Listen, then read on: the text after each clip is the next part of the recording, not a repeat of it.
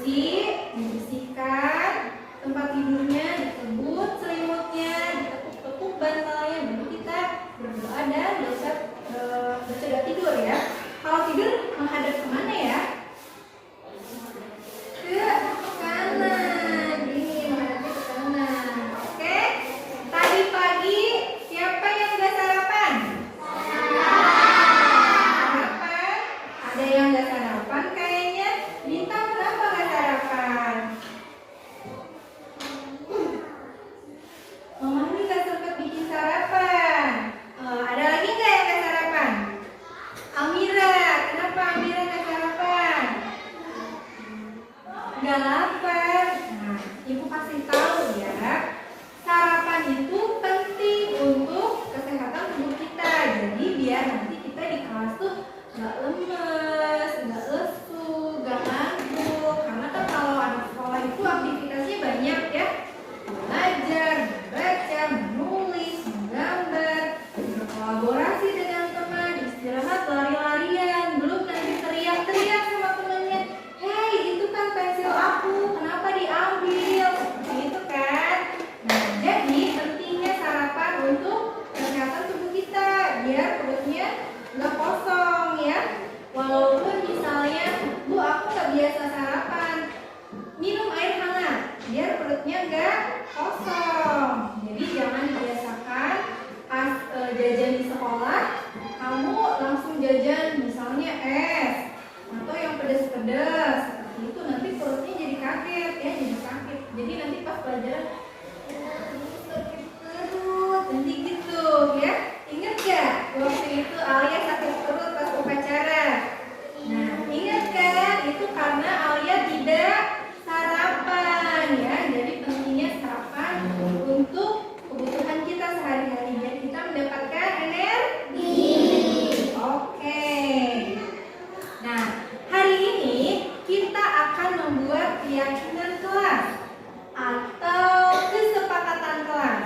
Apa sih keyakinan kelas itu atau kesepakatan kelas itu? Coba. Nah, sekolah kita kan punya peraturan nih. Peraturannya adalah harus menggunakan seragam sesuai dengan harinya. Contoh hari ini, kita kan hari ini olahraga nih. Nah, semuanya pakai baju olahraga. Tidak ada yang menggunakan kaos bermain ya. Nanti kalian sudah mematuhi peraturan yang diberikan oleh sekolah. Terus sepatunya juga harus warna hitam. Nah, ibu perhatikan semuanya sepatunya sudah berwarna hitam. Nah, sekarang kita akan membuat keyakinan kelas. Keyakinan kelas itu untuk mendisiplinkan kita agar kita mematuhinya, agar kita sepakat dengan apa yang telah kita inginkan. Kita sepakati bersama ya. Nih, coba ibu mau tanya. Kalau misalnya kemarin kan Bintang telat ya masuknya ya. Waktu itu Ayu bercerita ke ibu, Bu, Bintang tuh sering main game online Bu sampai tengah malam gitu kan. Nah, berarti Bintang masuk ke kelasnya terlambat. Berarti kita tidak boleh masuk terlambat ya. Berarti harus datang tepat waktu. Kita harus datang tepat waktu. Nah, kira-kira selain datang tepat waktu, apalagi ya kesepakatan kelas yang akan kita buat dan yang akan kita tempel nanti di depan? Kira-kira apa? Alia punya ini enggak? Punya syarat ya? Kira-kira kesepakatan kelas apa nih yang mau kalian inginkan? Berpakaian rapi. Setuju apa enggak kalau anak sekolah harus berpakaian rapi? Setuju. Karena apa? Karena apa ya? Apa Bintang? Kalau rapi kita terlihat segar ya, terlihatnya enak dipandang. Beda kalau kitanya berpakaian kurang rapi. Ih, kok dia berpakaiannya kurang rapi ya, jadi kurang enak dipandang gitu kan. Kalau kita berpakaiannya rapi, kitanya segar, kitanya wangi, pasti teman-teman juga tidak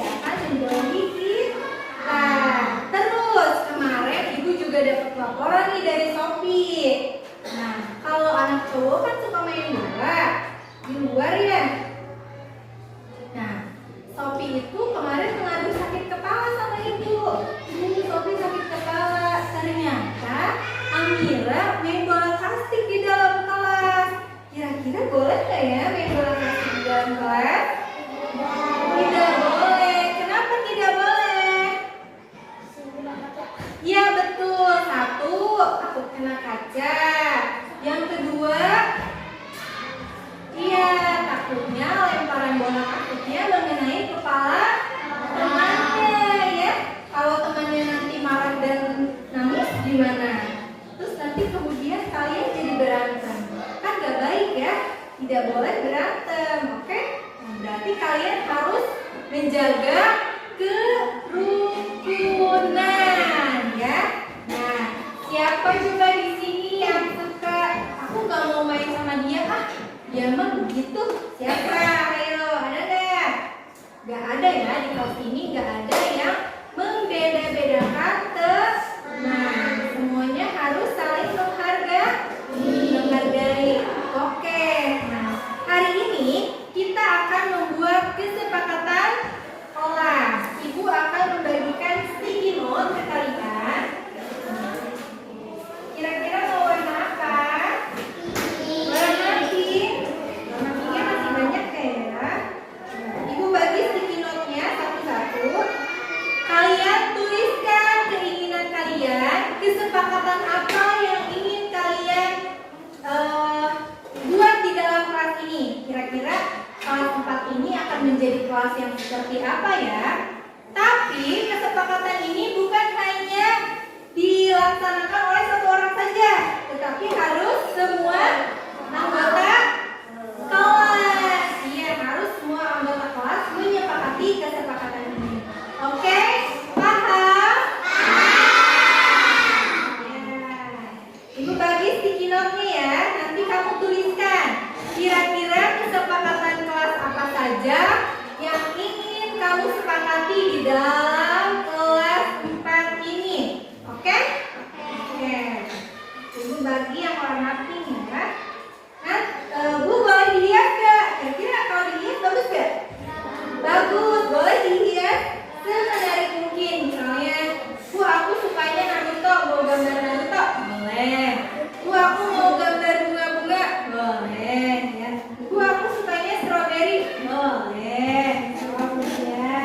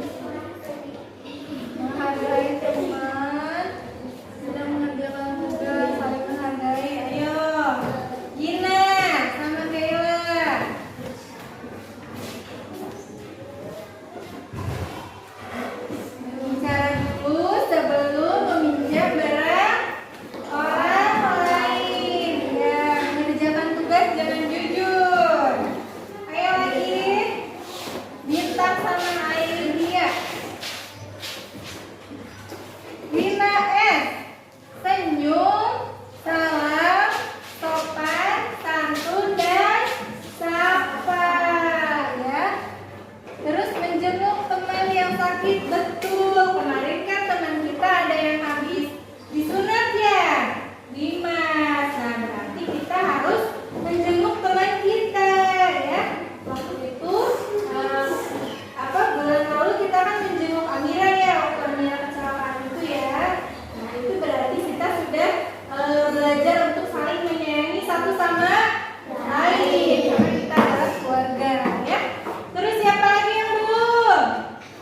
Fatir, Rizky dan Dimas, ayo sini. Apa ini? Coba.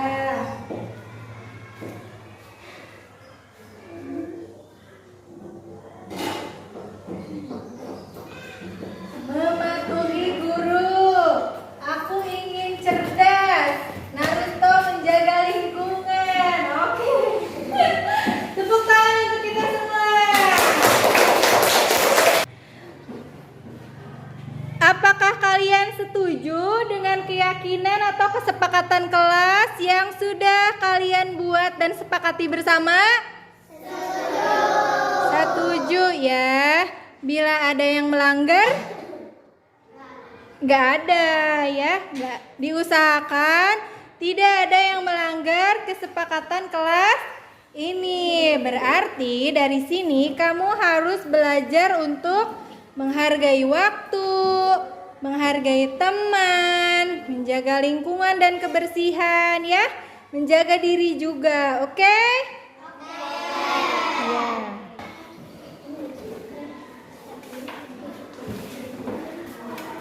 Oke, karena hari ini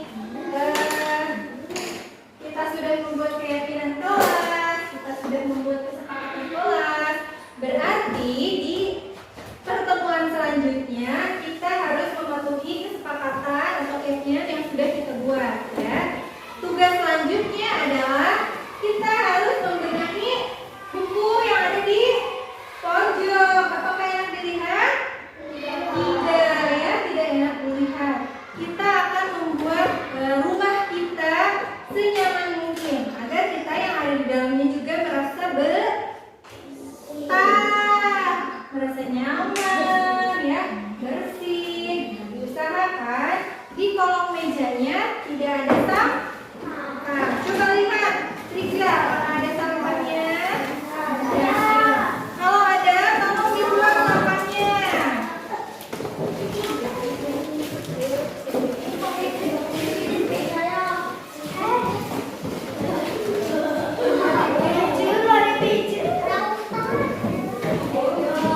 Itu hiasan temannya, jangan buang. Sampahnya belum, sampahnya.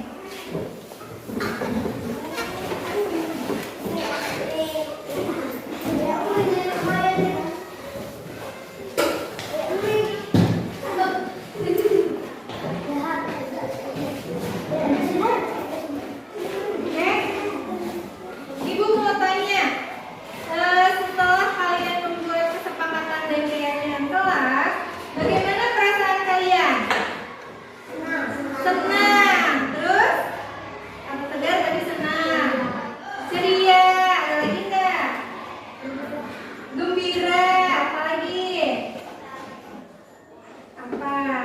Belajar sadar akan tanggung jawab dan kewajiban. Tugas kita sebagai pelajar adalah belajar dengan sungguh-sungguh ya, dengan sebaik-baiknya. Oke? Bu, boleh main nggak? Boleh bermain. Tapi kita harus ingat kapan waktu kita bermain. Kalau misalnya gurunya sedang berhalangan hadir, kamu jangan keluar kelas kecuali kalau jam istirahat. Gimana dong Bu memanfaatkannya? Kita kan bosan di dalam kelas. Kamu bisa baca buku di pojok literasi ya, di sana. Kamu bisa baca buku-buku yang materi-materi yang belum kamu pahami. Kamu bisa baca buku di sana. Atau kamu bisa berdiskusi dengan teman kamu ketika ada soal atau materi yang belum kamu pahami.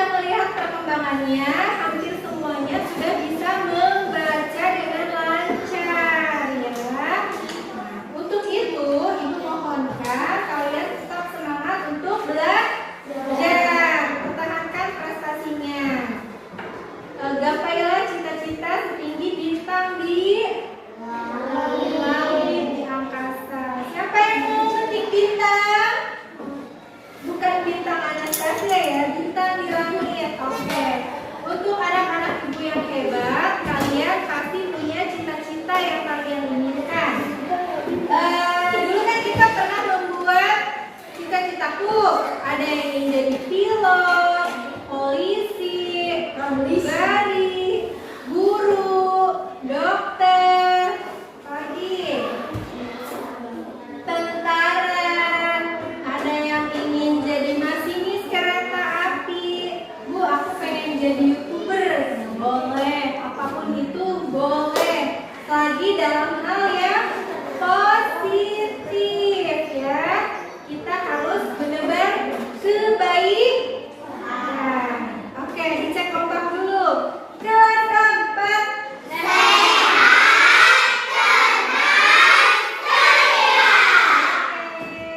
Terima kasih ya untuk hari ini. Semoga kita bisa mematuhi keyakinan kelas yang sudah kita buat secara bersama-sama ya.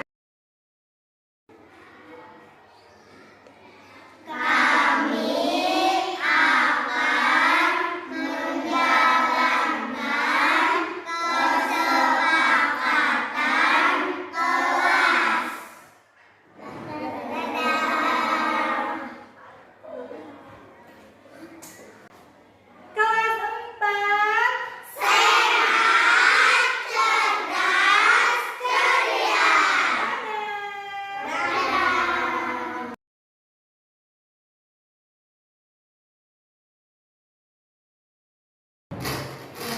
4. Assalamualaikum warahmatullahi wabarakatuh.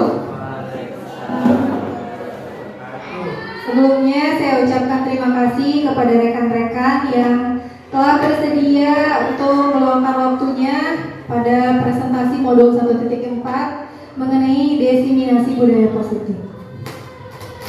Alhamdulillahirrahmanirrahim. Wabihi nasta'inu ala umuri waddin wassalatu wassalamu ala asrofil anbiya'i wal mursalin wa ala alihi wa sahbihi ajma'in. Rabbi shrah sadri wa yassir li amri wa hlul 'uqdatam min lisani yafqahu qawli. Yang saya hormati Ibu Kepala SDN Sukapura 2, yang saya hormati Bapak dan Ibu beserta adik-adikku, rekan guru SDN Sukapura 2. Alhamdulillahirrahmanirrahim, pada pagi hari ini, pagi menjelang siang ini, walaupun mungkin perut sudah mulai keroncongan ya, tapi saya di sini mohon bantuannya dan kerjasamanya. Mudah-mudahan tugas kali ini berjalan dengan lancar dan memuaskan. Nah, pada presentasi kali ini mengenai diseminasi budaya positif. Kira-kira adakah yang tahu apa itu budaya positif? Ya. Budaya positif apa ya kira-kira budaya positif? Fikri.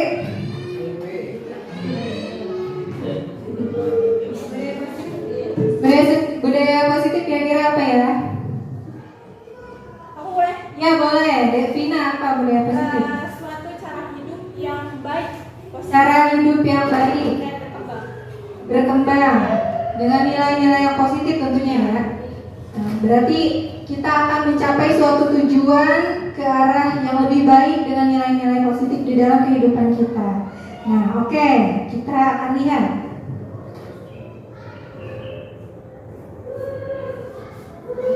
Ini agak lama.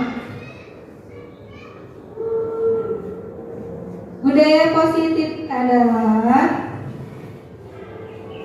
positif adalah nilai-nilai kebaikan yang diyakini sebagai kebiasaan baik oleh seluruh warga sekolah dengan tujuan untuk menciptakan karakter positif sesuai profil pelajar Pancasila.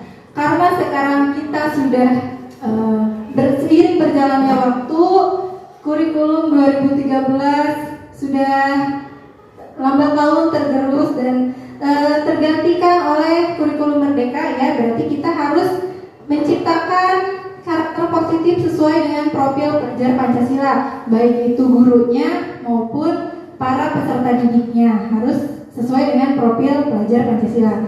Nah, kita review lagi. Berarti budaya positif adalah nilai-nilai kebaikan yang diyakini sebagai kebiasaan baik.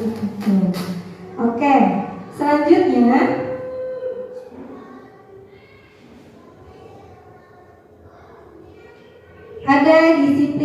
positif dan nilai-nilai kebajikan universal.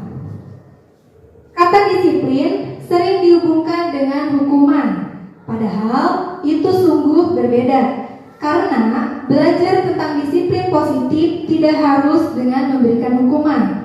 Justru itu adalah salah satu alternatif terakhir dan kalau perlu tidak digunakan sama sekali. Nilai-nilai kebajikan yang kita kenal adalah profil pelajar Pancasila. Nah, ini ada nilai-nilai dari pelajar Pancasila ya. Yang ada 1, 2, 3, 4, 5, 6. Ada 6 nilai profil pelajar Pancasila. Yang pertama beriman, bertakwa kepada Tuhan Yang Maha Esa dan berakhlak mulia. Yang kedua ada berkebinekaan global. Yang ketiga ada gotong royong. Yang keempat mandiri. Kelima kreatif dan yang keenam bernalar kritis. Nah, hari ini saya mau mengajak rekan-rekan semuanya untuk bernyanyi profil pelajar Pancasila. Nyanyinya gampang kok. Seperti ini. Apa nadanya ya?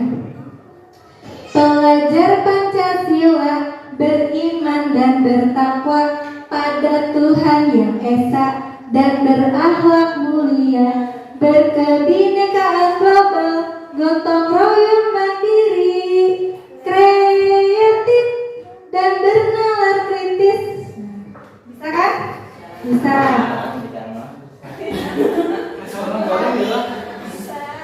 Oke, kita mulai dari awal ya. Pelajar Pancasila beriman dan bertakwa kepada Tuhan Yang Esa, berkebinekaan global, gotong royong mandiri, kreatif dan bernalar kritis. Lagi ya. Pelajar Pancasila beriman dan bertakwa pada Tuhan Yang Esa dan berakhlak mulia, berkebinekaan global, gotong royong mandiri, kreatif dan bernalar kritis. Gitu, coba saya mau minta adik pangais bungsu. Ayo Kak Fikri. Pancasila beriman dan bertakwa pada Tuhan Yang Esa dan berakhlak mulia, berkebinekaan global, gotong royong mandiri, kreatif dan bernalar kritis.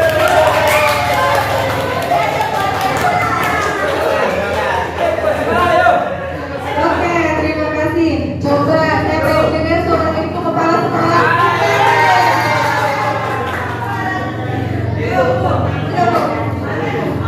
Pelajar Pancasila beriman dan bertakwa pada Tuhan Yang Esa dan berakhlak mulia, berkebinekaan global, gotong royong mandiri, kreatif dan bernalar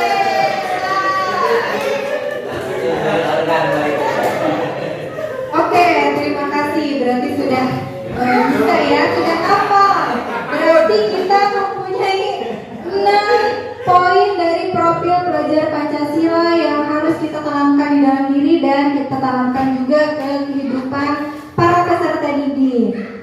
Slide selanjutnya.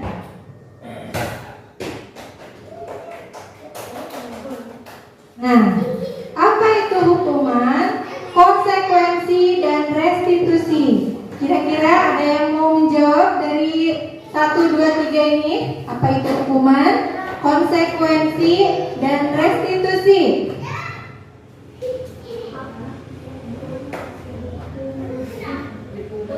Hah?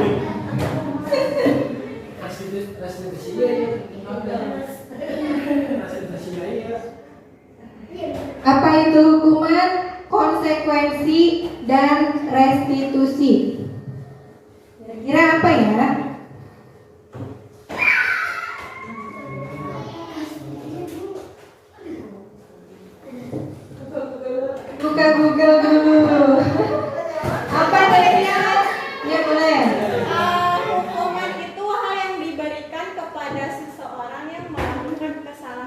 Ya, bisa. Hukuman diberikan kepada seseorang yang melakukan kesalahan. Berarti secara tidak langsung tanpa ada kesepakatan ya. Berarti kita langsung menjudge orang itu, oh kamu salah nih, masuk ke dalam ruangan ini padahal kamu bukan tamu undangan. Misalnya seperti itu ya. Nah, terus ada konsekuensi dan restitusi. Kira-kira kalau konsekuensi apa ya? Dampak dari suatu perbuatan. Dampak dari suatu perbuatan. Setiap perbuatan pasti ada konsekuensi yang harus kita tanggung. Dan yang terakhir restitusi. Apa itu kira-kira restitusi? Pergantian. Ganti rugi. Kata Google ganti rugi. Oke, kata Google restitusi itu merupakan ganti rugi. Apakah benar? Kita cek. Nah, jadi hukuman bersifat tidak terencana atau tiba-tiba. Hukuman bersifat satu arah dari pihak guru yang memberikan, dan murid hanya menerima suatu hukuman tanpa melalui suatu kesepakatan atau pengarahan dari pihak guru baik sebelum atau sesudahnya. Nah, itu merupakan pengertian dari hukuman. Kalau konsekuensi bersifat terencana atau sudah disepakati, sudah dibahas dan disetujui oleh murid dan guru yang sudah mengetahui sebelumnya konsekuensi yang akan diterima bila ada pelanggaran. Dan yang terakhir ada restitusi. Restitusi adalah proses menciptakan kondisi bagi murid untuk memperbaiki kesalahan mereka, sehingga mereka bisa kembali pada kelompok mereka dengan karakter yang lebih kuat menurut Gosen pada bukunya tahun 2004. Restitusi juga merupakan kolaboratif yang mengajarkan murid untuk mencari solusi untuk masalah mereka dan membantu murid untuk berpikir. Nah, begitu ya.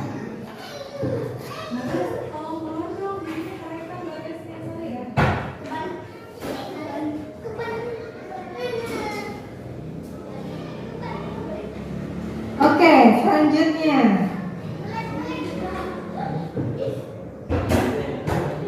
Apa itu keyakinan atau kesepakatan kelas? Kenapa bukan peraturan kelas?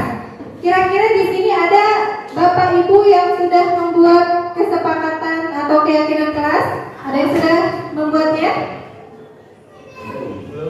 Belum. Kenapa belum?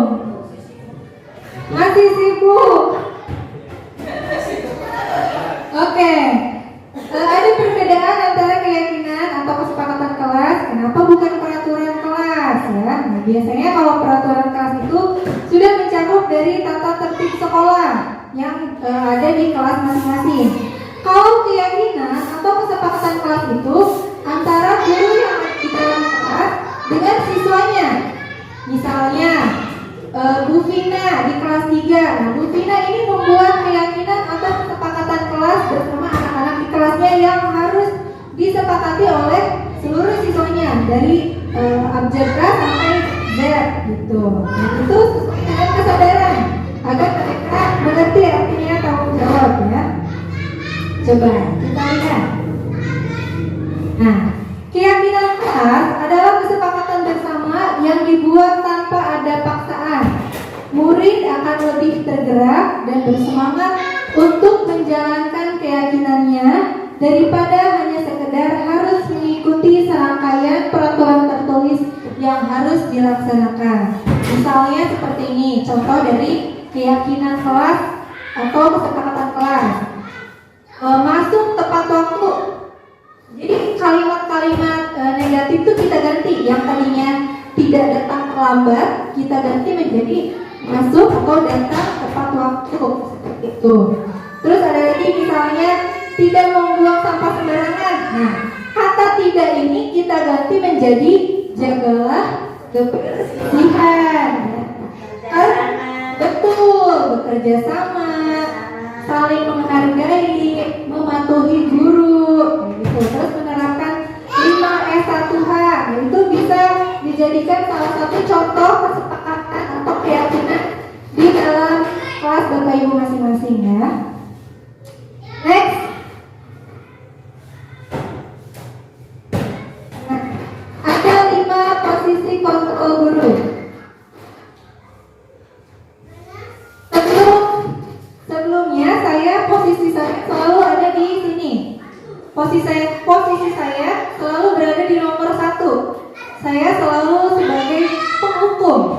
Sebelum mempelajari modul ini gitu ya, saya selalu berada di posisi penghukum. Yang pertama penghukum, seorang penghukum bisa menggunakan hukuman fisik maupun verbal. Orang-orang yang menjalankan posisi penghukum senantiasa mengatakan bahwa sekolah memerlukan sistem atau alat yang dapat lebih menekan murid-murid untuk dapat. Yang kedua ada posisi rasa bersalah. Pada posisi ini, biasanya guru akan bersuara lebih lembut. Membuat rasa bersalah akan menggunakan keheningan yang membuat orang lain merasa tidak nyaman, bersalah atau rendah diri. Yang ketiga ada posisi teman. Guru pada posisi ini tidak akan menyakiti murid, namun akan tetap berupaya mengontrol murid melalui persuasi. Guru di posisi teman menggunakan hukuman baik dan humor untuk mempengaruhi seseorang. Jadi biar lebih nyaman ngobrolnya. Biasanya kan kita kalau nggak jadi guru tiba-tiba melotot ya, kenapa kamu gitu, udah langsung menjudge duluan. Jadi kan anak tuh jadi takut gitu kan. Nah, seiring berjalannya waktu, gimana nih bahasa kita dipergunakan, mimik wajah kita diperlembut lagi, dan bahasa kita juga lebih diperlembut lagi biar si anak tuh mau terbuka ke kita. Selanjutnya ini kan baru 3. Yang keempat adalah pemantau. Memantau arti mengawasi. Pada saat kita mengawasi, kita bertanggung jawab atas perilaku orang-orang yang mengawasi. Posisi pemantau berdasarkan pada peraturan-peraturan dan konsekuensi. Yang terakhir ada posisi manajer. Posisi terakhir atau manajer adalah posisi di mana guru berbuat sesuatu bersama dengan murid, mempersilahkan murid mempertanggungjawabkan perilakunya, mendukung murid agar dapat menemukan solusi atas permasalahan dirinya. Nah, hendaknya kita sebagai guru berada di posisi manajer ini. Selanjutnya kita akan masuk ke segitiga restitusi. Nah, segitiga restitusi adalah proses menciptakan kondisi bagi murid untuk memperbaiki kesalahannya, sehingga karakter mereka lebih kuat ketika kembali pada kelompoknya.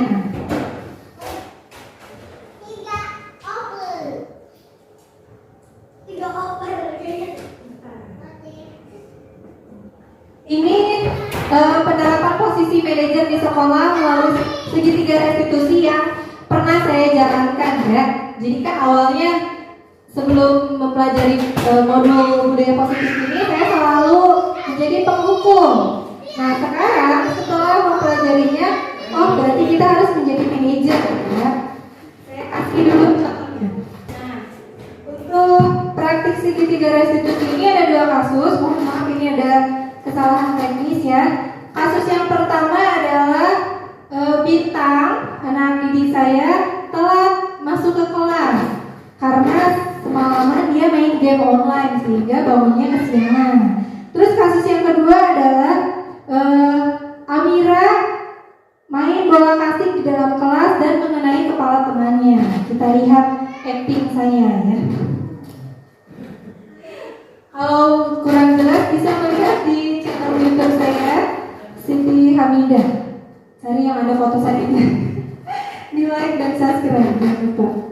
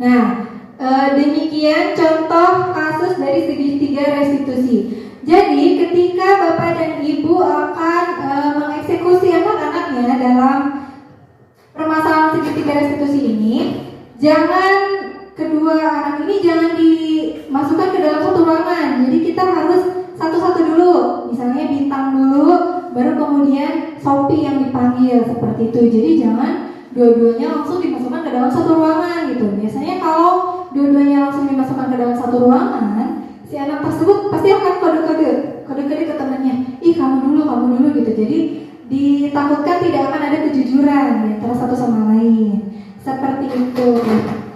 Baiklah, alhamdulillahirrahmanirrahim. Sampailah di penghujung materi kita.